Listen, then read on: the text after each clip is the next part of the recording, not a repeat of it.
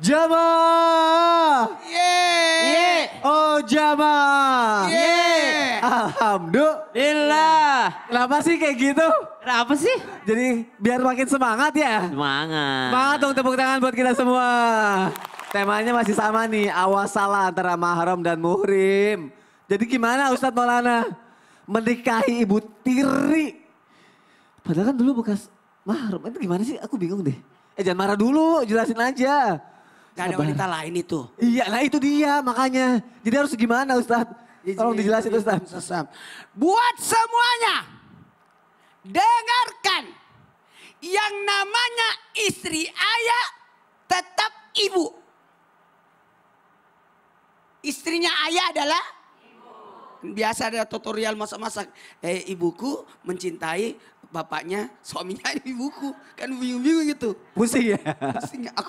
Aku biasa lihat tutorial apa gitu. Ibuku lagi masak untuk memasakkan suami ibuku. Ya Allah, berarti bapakmu dong.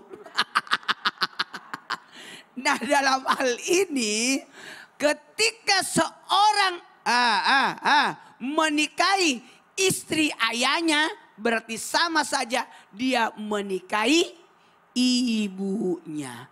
Boleh nggak menikahi ibu? Nggak boleh. Berarti menikahi ibu tiri tidak boleh. Tidak boleh. Meskipun dia adalah ibu tiri. Mohon maaf. Kan dia bukan ibuku. Kan istrinya bapakku. Tidak bisa. Itu haram. Apa yang dilakukannya itu perbuatan keji, buruk, dan tercela. Hati-hati. Hati-hati ya. Mohon maaf. Aduh. Kita tidak larikan ke agama dulu. Biasa aja. Bagus gak dilihat? Enggak. Gak enak. Udah pernah serumah, sekamar sama bapak. Aduh. Habis itu sekamar sama Gak usah dibahas. Dibayangkan saja jijik kan? Makanya tidak boleh. Kenapa ketawanya keras banget begitu ibu? Jadi itu aja, kepikiran ke situ aja. Apa yang dilakukan oleh orang yang melakukan pernikahan dengan ibu tirinya atau anak tirinya berarti itu adalah perbuatan seburuk-buruk perbuatan, sekeji-keji perbuatan dan dibenci oleh Allah Subhanahu wa taala. Harusnya perlakukan ibu tirimu sebagaimana engkau memperlakukan ibumu sendiri. Jadi bayangin gak enak kalau kayak gitu. Gak usah dibayangin. Gak usah dibayangin. Jangan. Makanya yang tadi itu, cerita tadi enggak usah. Aduh ya Allah, terima kasih Ustadz Maulana ya. Itu ada semoga tuh ini bayang lebih jelas tuh, ya. itu bayangan tuh. Apa? Itu bayangan Bib. Beda. Tepuk tangan untuk guru-guru kita, Masya Allah. Penting banget pelajaran kita pagi hari ini karena masih ada yang suka beda ini salah ya, mahram sama muhrim. Tapi sekarang udah lebih jelas ya, gak salah ya. Kalau gitu kita lanjut, Ustadz Syam. Apakah sebenarnya mertua itu mahram seperti orang tua kita sendiri? Mertua. Nah kalau mahram itu berarti ada batasan yang harus dijaga nggak? Karena kan kadang suka ada nih mungkin ya di luar sana yang menyusui di depan mertua gitu. Karena merasa ya udah nggak apa-apa gitu. Baik. Silakan Ustadz. Bismillahirrahmanirrahim. Al-Quran surah An-Nisa ayat 23. أعوذ بالله من الشيطان الرجيم بسم الله الرحمن الرحيم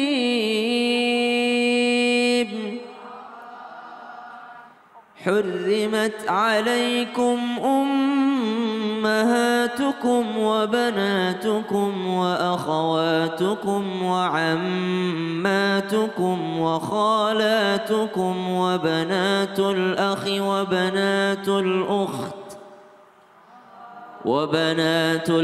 وبنات الأخت وأمهاتكم اللاتي أرضعنكم وأخواتكم من الرضاعة وأمهات نسائكم وربائبكم اللاتي في حجوركم وربائبكم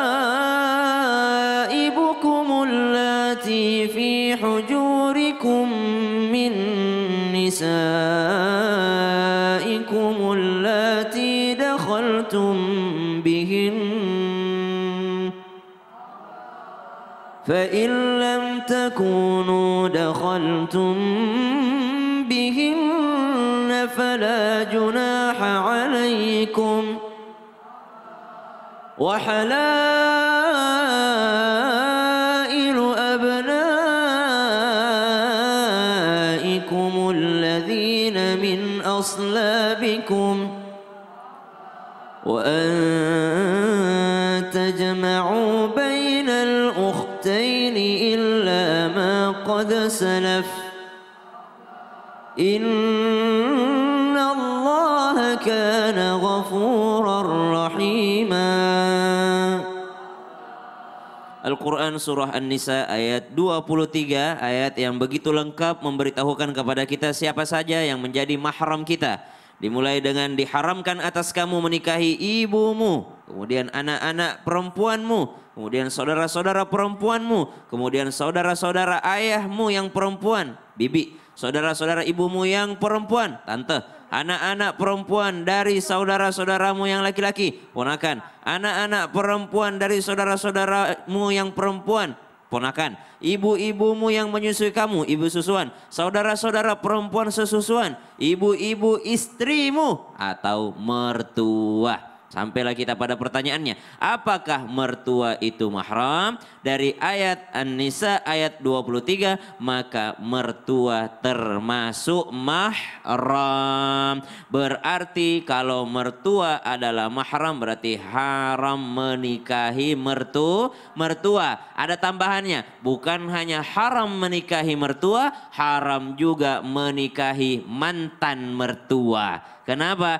Karena mertua itu adalah selama-lamanya menjadi orang yang haram dinikahi meskipun anak perempuannya sudah diceraikan. Misal ada laki-laki menikahi seorang wanita, ternyata nggak terlalu cocok sama istrinya, dia lebih cocok sama mertuanya.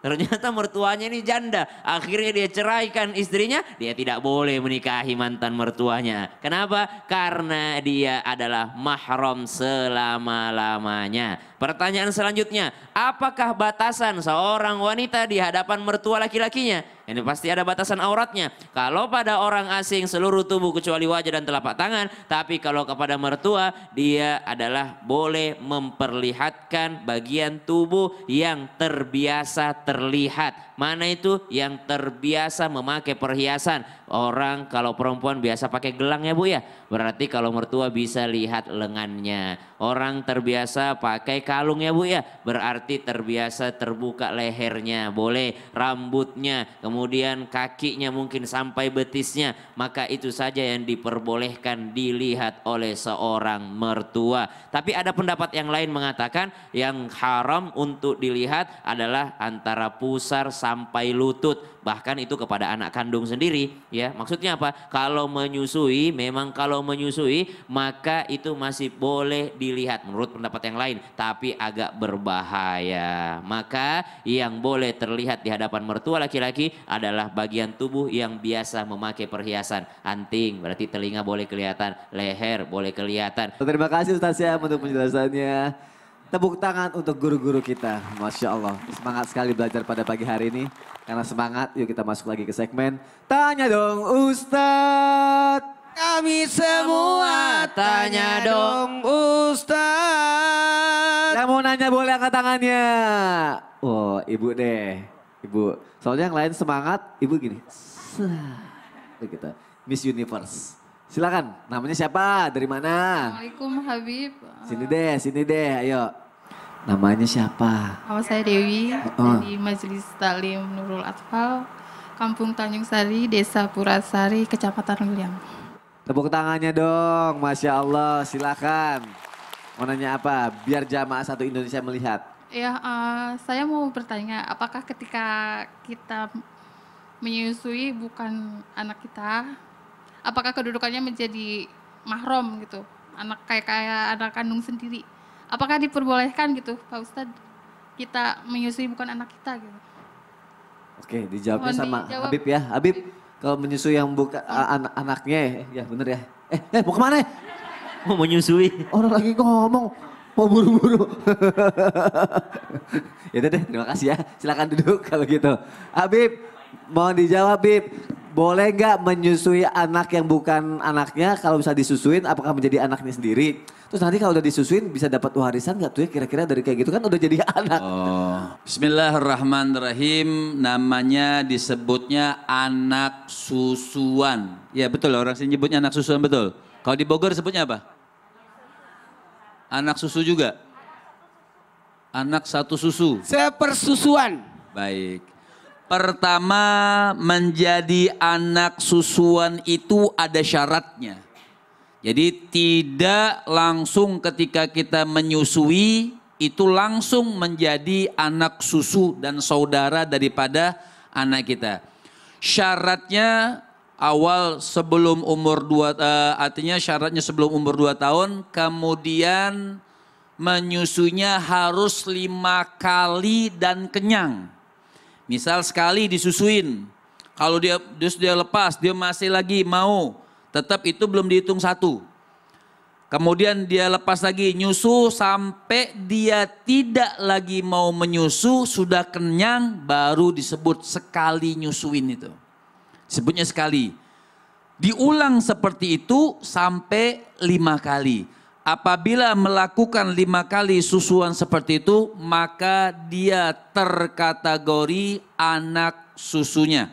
Nah, jadi bagaimana batal wudhu atau tidak? Dia otomatis menjadi mahram buat orang yang menyusuinya dan tidak batal wudhu. Dan juga sama saudara-saudaranya itu juga tidak batal wudhu.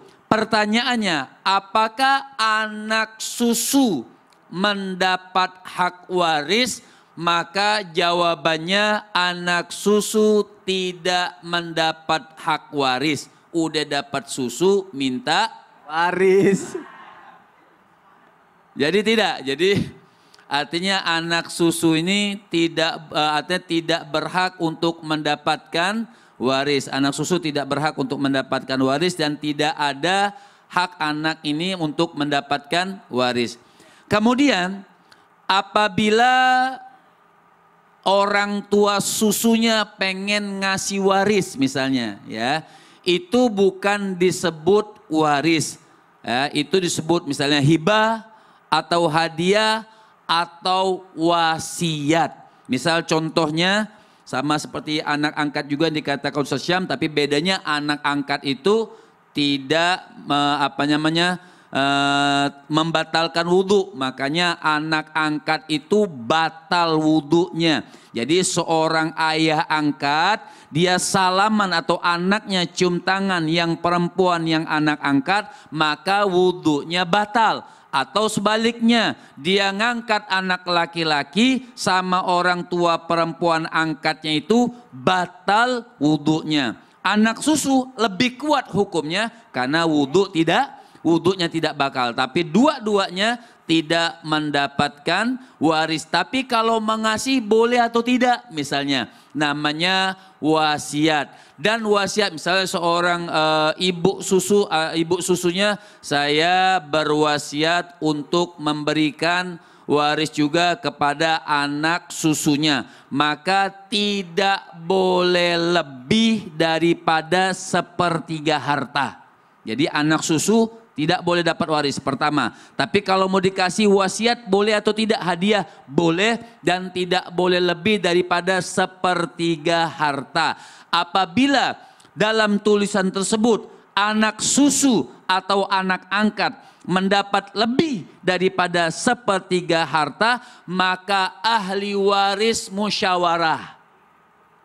Apabila ahli waris musyawarah, apabila ahli waris setuju semuanya, mereka ridho semuanya, misalnya saudara angkatnya itu boleh mendapatkan lebih daripada 1/3 harta orang tuanya, maka diperbolehkan. Begitupun anak susu, apabila anak susuan ini ahli waris semuanya bermusyawarah, mufakat sudah, karena dia anak susu ibu kita, 1/3 ya anak susu, betul ya, anak susuan maksudnya.